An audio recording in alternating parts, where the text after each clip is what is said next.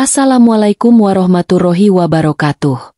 Sebelum kita mulai kisah yang penuh hikmah ini, mari kita bersholawat kepada Nabi Muhammad sallallahu alaihi wasallam, agar kita diberikan panjang umur yang barokah.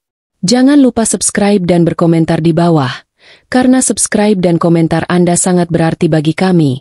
Mari kita mulai kisahnya. Sore itu, langit menggantung kelabu. Awan hitam berarak pelan seolah menahan hujan, tapi cukup untuk menimbulkan hawa dingin dan tekanan tak kasat mata. Di sudut kota yang padat namun tak terurus, sebuah warung kecil berdiri di pinggir jalan. Atap sengnya berkarat, meja dan kursi plastiknya reot, namun tetap ramai dikunjungi, terutama oleh mereka yang berseragam. 4 orang polisi duduk santai di bangku panjang warung itu. Seragam mereka rapi, sepatu hitam mengilap. Di atas meja, gelas-gelas kopi mengepul dan piring gorengan tampak penuh. Tawa mereka lepas, obrolannya kasar. Sesekali diselingi umpatan yang membuat pengunjung lain hanya diam. Jalanan di sekitar mereka macet, klakson kendaraan bersahutan, dan debu beterbangan dari roda angkot yang melaju cepat. Tapi di meja itu, dunia seolah tak menyentuh. Mereka tertawa seperti raja yang sedang menikmati pesta kecil di tengah kerusakan kota. Dari seberang jalan, 2 bocah kecil berjalan pelan. Langkah mereka ragu. Sang kakak, kira-kira berumur 15 tahun, memanggul gitar kecil yang tali-tali senarnya sudah usang. Adiknya, mungkin sekitar 10 tahun, menggenggam kaleng bekas susu bubuk, penuh goresan dan karat. Mereka berdiri sejenak, menatap ke arah para polisi, lalu saling pandang. Tak ada kata, hanya anggukan kecil dari sang kakak, tanda untuk mulai. Dengan gemetar, ia mulai memetik senar gitarnya, nada sederhana namun menggetarkan. Sang adik menyanyi, pelan, suaranya serak oleh debu dan lapar. Namun baru beberapa bait keluar dari mulut kecil itu, salah satu polisi tiba-tiba berdiri. Kursinya terdorong mundur, bunyinya berderak menghantam aspal. Matanya menajam, seperti merasa direcoki oleh nyamuk menjengkelkan. Tanpa kata, ia berjalan mendekat dengan langkah berat, lalu tiba-tiba mendorong anak kecil itu dengan kasar. Tubuh mungil sang adik terlempar dan jatuh menghantam aspal. Gitar kakaknya ikut terseret dan terbentur kaki tiang warung. Petikan pun berhenti. Semua mata di warung tertuju padanya, namun tak satu pun bergerak menghentikan. Anak yang lebih tua langsung berlutut, memeluk adiknya yang kini menangis dalam diam. Air mata mengalir bersama debu. "Kami cuma cari makan, Pak," katanya pelan, matanya berkaca-kaca. "Kami gak ganggu siapa-siapa." Suaranya gemetar antara takut dan luka, tapi ia mencoba tetap tegar di hadapan sosok berseragam itu. Polisi itu tidak menjawab.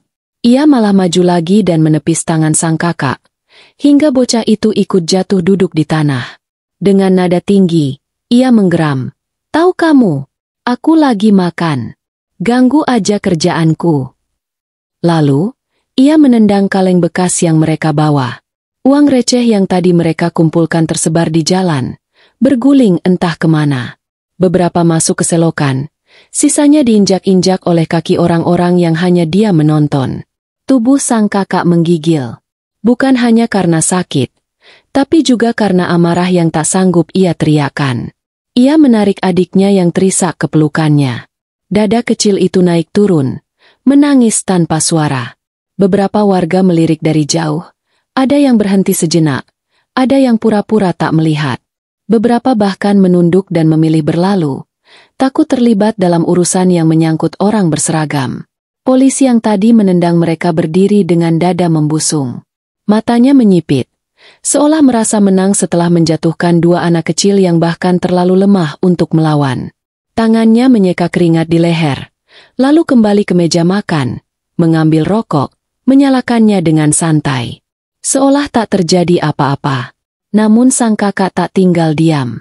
Meski tubuhnya gemetar dan lututnya berdarah, ia mencoba bangkit berdiri. Tangannya masih menggenggam sisa gitar yang kini salah satu senarnya terputus. Ia tatap polisi itu dengan mata merah dan air mata yang masih mengalir. "Kami hanya cari makan, Pak." Suaranya lebih keras sekarang, meski terdengar parau. "Kami gak punya siapa-siapa lagi. Kami cuma mau bertahan hidup. Polisi itu mendongak. Tatapannya berubah tajam. Ia berdiri lagi. Kali ini dengan geram. Sok ngajarin aku kamu. Hah? Anak jalanan ngajarin polisi. Bentaknya. Tanpa peringatan, tangan besar itu melayang dan menghantam pipi bocah itu dengan keras. Suara tamparan menggema di antara klakson dan desing motor. Bocah itu terpelanting, menghantam kotak kayu di belakangnya, lalu jatuh terhempas ke tanah, tak bergerak sejenak. Warga yang melihat makin banyak. Beberapa merekam diam-diam dengan ponsel, tapi tak satu pun berani maju. Seorang ibu membawa anak kecilnya menjauh. Seorang bapak tua menoleh, menggelengkan kepala dan berucap lirih, "Dunia sudah gila." Tak cukup dengan itu, polisi itu kembali maju. Ia menendang perut bocah itu, kali ini lebih keras, dengan sepatu bot hitamnya yang penuh debu jalanan. Anak itu menggeliat, terbatuk, dan memuntahkan cairan kuning. Suasana berubah mencekam. Bahkan tawa rekan-rekan polisi yang semula mendukung, kini mengendur. Tapi tak satu pun dari mereka menahan. Tiba-tiba, suasana terdiam. Langkah perlahan mendekat. Seorang lelaki tua berjubah putih dan bersorban turun dari mobil hitam tua yang baru saja berhenti di pinggir jalan. Ia berjalan dengan tenang, namun sorot matanya tajam. Beberapa orang mengenalnya. Seorang kiai yang dihormati, dikenal karena kelembutan dan kewibawaannya. Tak seorang pun berani bicara saat ia lewat. Kiai itu menghampiri dua anak itu. Ia berlutut, menyentuh bahu sang kakak yang tubuhnya mulai gemetar tak karuan. Dengan tangan tua yang hangat, ia menyeka darah dari kening anak itu, lalu memeluk adiknya yang masih menangis dalam ketakutan. Tak ada kata, hanya keheningan yang menekan udara sore itu. Kemudian kiai itu berdiri perlahan. Tatapannya mengarah ke polisi yang berdiri di hadapannya. Tak ada amarah, hanya luka yang dalam-dalam sorot matanya. Dengan suara tenang namun penuh wibawa, ia berkata, "Apa yang kau lakukan, Nak, sungguh telah melewati batas. Mereka bukan pengganggu, mereka hanya anak-anak yang sedang lapar." Polisi itu tertawa sinis. "Lapar? Itu bukan urusanku. Aku sedang makan, dan mereka ganggu. Lagian, Kiai tahu apa tentang tugas kami?" Katanya sambil menunjuk ke arah warung. Ia meludah ke tanah, tepat di dekat kaki Kiai. Tapi lelaki tua itu tetap tenang. Angin sore meniup ujung sorbannya. Wajahnya tenang, tapi ucapannya menembus seperti mata pedang. "Kalau kau belum pernah merasa kelaparan dan kehilangan segalanya, jangan anggap dirimu lebih tinggi dari mereka. Hari ini kau menendang yang lemah. Tapi hidup tak selamanya di atas, Nak." Polisi itu tersenyum miring. Nada suaranya meninggi, menyindir. "Kiai, kau pikir kata-katamu bisa buat aku takut?" Ia menepuk-nepuk dada sendiri. "Aku ini polisi. Pegang kekuasaan, senjata, jabatan. Bukan gembel seperti mereka." Ia melangkah lebih dekat, menatap Kiai itu dari atas ke bawah. "Kalau Kiai mau sok bijak, lebih baik bawa pergi anak-anak bau ini. Sebelum aku buat kalian sama nasibnya." Hening. Semua yang mendengar ancaman itu menahan napas. Namun Kiai tidak bergeming. Ia tidak melawan, tidak melotot, tidak berteriak. Ia hanya memandang polisi itu dalam-dalam. Pandangan yang tidak membalas kebencian dengan kebencian. Pandangan yang entah kenapa justru membuat sang polisi gelisah. Sebab di balik tatapan tua itu, ada sesuatu yang lebih kuat dari senjata, pangkat, atau kekuasaan, doa dan penderitaan yang pernah nyata. Kiai menunduk, menatap anak-anak itu sekali lagi. Ia angkat tubuh sang adik, lalu menggami tangan sang kakak yang masih berdiri sempoyongan. "Ayo, Nak," ucapnya lembut. Ia pun berjalan perlahan meninggalkan warung, diiringi tatapan semua orang. Sementara sang polisi kembali duduk, membanting pantatnya ke kursi. "Dasar pengganggu," gumamnya sinis, lalu menenggak kopi. Namun sejak saat itu, udara di sekitar warung berubah. Orang-orang mulai menghindari tempat itu. Entah kenapa, setiap kali makan di sana, para polisi itu mengeluh makanan terasa hambar, perut tiba-tiba mual. Bahkan penjualnya pernah berkata, "Sudah 3 hari ini, dagangan saya basi sebelum sore. Padahal dulu bisa sampai malam." Sementara itu, kehidupan sang kiai dan anak-anak yatim itu perlahan membaik. Kiai mengasuh mereka seperti cucunya sendiri. Sang kakak rajin membantu pesantren membersihkan halaman, dan sang adik mulai belajar mengaji dengan suara yang mulai lantang. Luka di tubuh mereka sembuh, tapi luka di hati hanya bisa diobati oleh waktu dan kasih sayang. Di sisi lain, polisi yang dulu menendang mereka tetap menjalani hari-hari seperti biasa. Tapi malamnya tak lagi tenang. Ia sering terbangun oleh mimpi buruk, bayangan anak kecil menangis darah, suara gitar patah, dan tatapan mata sang kiai yang seolah menembus jiwanya. Ia mengabaikannya. "Ah, cuma mimpi. Omong kosong," gumamnya sambil menyalakan rokok. Namun minggu-minggu berikutnya, hidupnya mulai goyah. Ia kehilangan fokus dalam tugas. Beberapa warga mulai melaporkannya karena berlaku kasar. Atasannya memperingatkan, namun ia malah marah dan mengamuk. Rekan-rekannya mulai menjauh, menyebutnya sakit jiwa. Ia masih merasa dirinya kuat, masih meyakini bahwa semua ini hanya ujian kecil.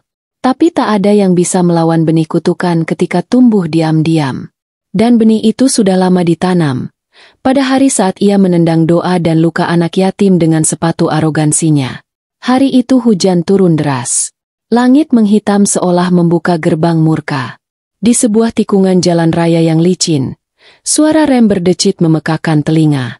Sebuah sepeda motor melaju terlalu kencang, hilang kendali, dan menabrak trotoar. Tubuh pengendara terpental, menghantam aspal keras. Kepala terbentur pembatas jalan, darah mengucur deras, dan dunia seakan terdiam sejenak. Orang-orang berlari mendekat. Di antara kerumunan yang memayungi tubuh berseragam yang sudah sobek dan basah, seorang pria parubaya berbisik. Itu si polisi yang dulu sempat viral, tapi wajahnya kini berbeda. Tatapannya kosong. Mulutnya bergetar pelan, seperti ingin mengucapkan sesuatu, namun yang keluar hanya suara gumaman tak jelas. Tubuhnya menggigil seperti anak kecil ketakutan. Beberapa hari kemudian, pria itu tak dikenali lagi oleh siapapun. Ia berjalan di pinggir jalan dengan pakaian compang-camping, mata sayu tak fokus, dan rambut acak-acakan. Dulu ia menendang anak jalanan, kini ia sendiri menjadi gelandangan yang ditendang orang. Tangannya meraih sisa-sisa makanan dari tong sampah, memungut roti busuk, nasi basi, dan sesekali tertawa sendiri sambil bernyanyi dengan suara serak yang tak berbentuk lagu. Warga mulai membicarakannya. Katanya dulu polisi, sekarang gila, bisik mereka. Tapi tak ada yang benar-benar peduli. Dunia terlalu cepat bergerak untuk memperhatikan satu jiwa yang tersesat. Ia tidur di emperan toko, kadang di kolong jembatan. Jika hujan turun, ia meringkuk dengan karung goni, berbicara sendiri tentang kekuasaan dan seragam, seolah masih meyakini dirinya adalah sosok penting. Suatu sore yang sunyi, seorang pemuda dan adik perempuannya melewati jalan itu. Sang adik menatap ke arah gelandangan yang tertidur di dekat tiang listrik. Pemuda itu menghentikan langkah. Matanya menajam. Ada sesuatu dalam wajah lusuh itu yang mengusik ingatannya. Ketika ia mendekat, sang gelandangan tiba-tiba membuka mata, dan saat pandangan mereka bertemu, waktu seolah berhenti.